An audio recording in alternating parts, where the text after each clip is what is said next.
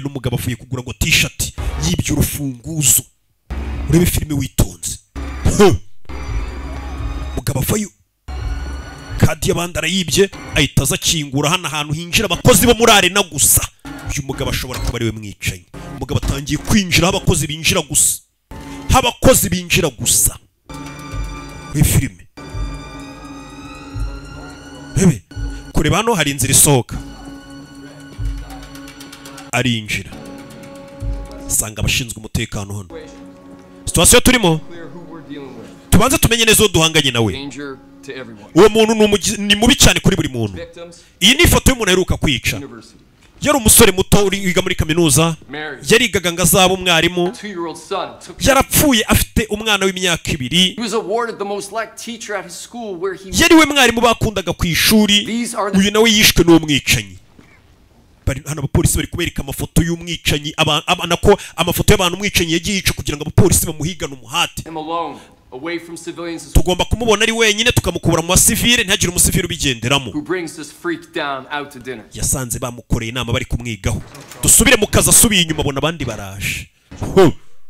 Abona abandi baraje ahita yambara kadi nk'umuntu ukora hano. Bite uyu mwicanyi ni umuhanga nta nubwo bagira urukundo cyo mu bapolisi bari kumuhiga.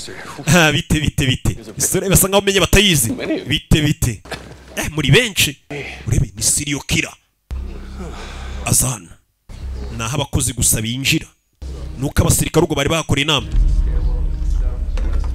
Uyazana arebye hakurya hari ifoto yabonye.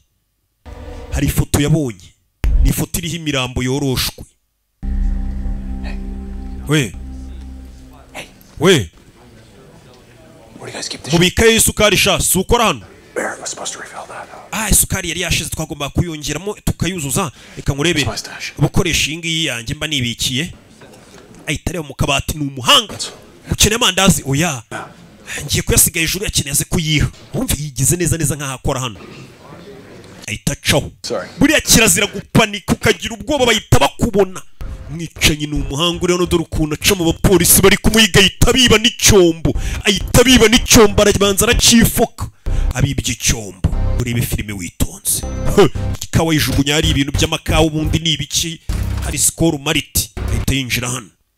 Yo mwicanyi abonye ko bari kumukorera inama. Kupa. Mwicanyi bamwita Kupa. Wa mukecuru mama wa Jody. Umva.